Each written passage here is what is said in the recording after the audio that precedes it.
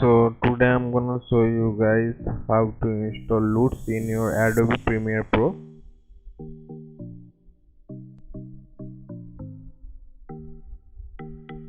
Here, collect your Luts as I have already in my desktop. Copy all the Luts you want to use in your Adobe Premiere Pro.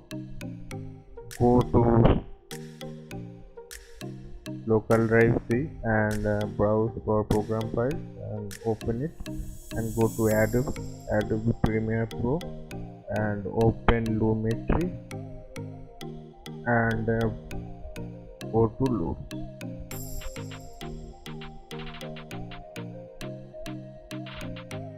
Open this and go to creative folder. Here you can find all of it.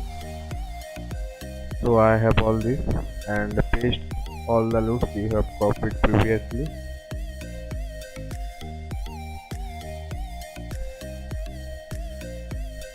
Now let's open Adobe Premiere Pro and check the project. So go to new project.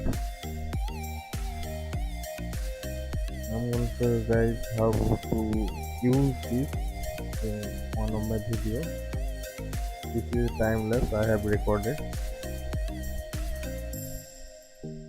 So copy this from your timeline and drag.